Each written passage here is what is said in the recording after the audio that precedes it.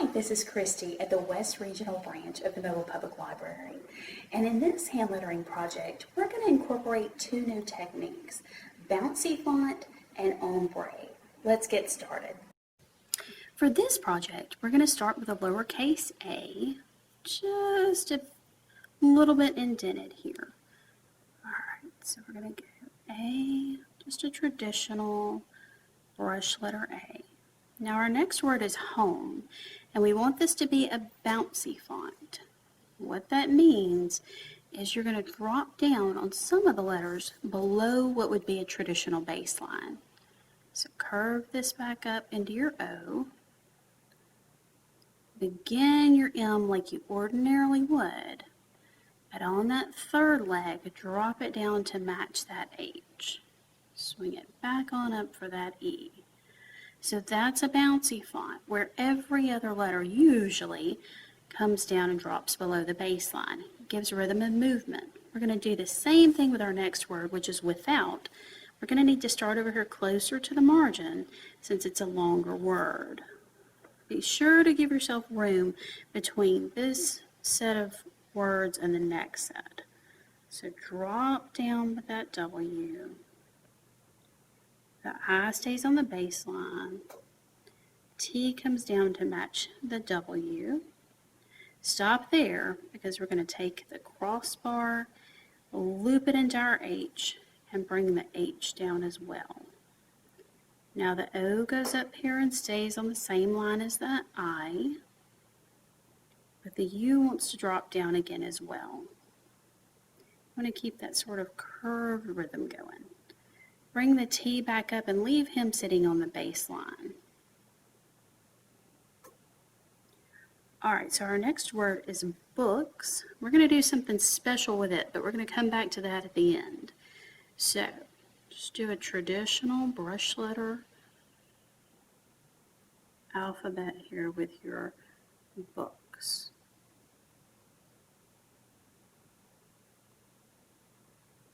Swing to that K. And K's are a little tricky because it's harder to alternate the thick and thin. So I always just continue to make this thick and then kick it back up so we get a little variance. Now let's add our S. And for movement, bring that tail on back up. Okay, so a home without books is like. So those words are going to need to be centered sort of right under here because they're shorter. So is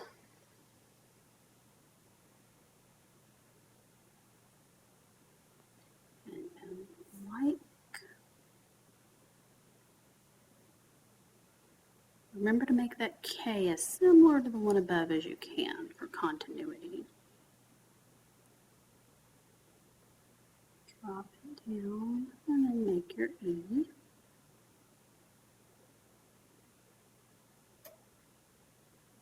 Alright, the next set of words is going to be a body. So again, you want to keep them roughly in line with each other. And just like with books at the end, we're going to do something a little special with the word body. Try to make sure that B and that O look like the ones in the word above. We want to aim for continuity on this particular project.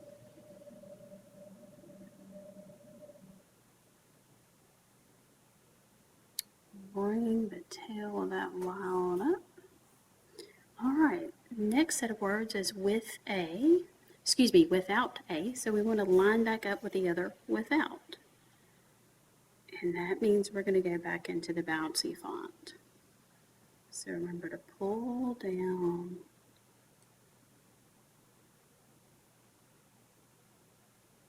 below that imaginary baseline.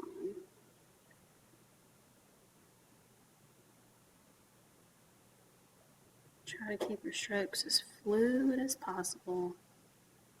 Down with the up with the O, down with the U, back up into the T. Might give it a nice flourish of a crossbar. And then we've got the word A. And our last word is soul. So we have a home without books is like a body without a soul. So we want soul-centered, and it's an important word. So we want to make sure that we give it some special attention. So I'm going to start with a little bit of a flourish into a really huge S. So keep these letters a little bigger than the ones you've been doing. And that's one of the many ways you can use to emphasize a specific word. So swing that L around. When you get to the end, kick it up just a little, remember to curve back. Alright, so I promised we were going to do something special with a couple of these words. We're going to take a darker shade of green than the one we had, and we're going to go back over parts of books, body, and soul to give it what's called an ombre effect. That's where you have a gradient look of lighter to darker. So I usually pick up midway down, maybe more like a third of the way down, and try your best to stay right on top of the lines that you've already made, the strokes from before. And you can do as little or as much as you like. Now you want to go ahead and take the lighter color and sort of drag the darker color up into the other stroke. That helps it to not have what I call the candy corn effect, where it just looks like a bunch of stripes. Alright, now another tool you can use is a blending brush, and this came with a Tombow set that I have, and it looks just like a clear paintbrush. It gives you a very different effect and a little bit of a softer effect. And so if you want to sort of touch that up so it blends a little bit easier, a little bit softer, you can do that as well if you have one of these. Alright, so let's finish up doing our darker parts on books.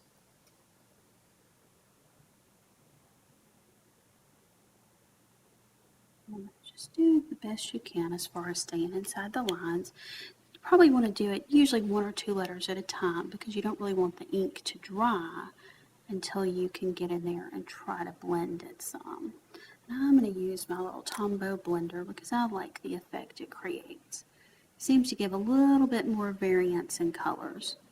Now you can also choose a lighter shade of green to write the words in initially, and that'll give you a greater contrast between the 2 different shades. You can even do just the words you want to do an ombre in the lighter color so that they stand out more, and you can put 2 or 3 shades. It's up to you.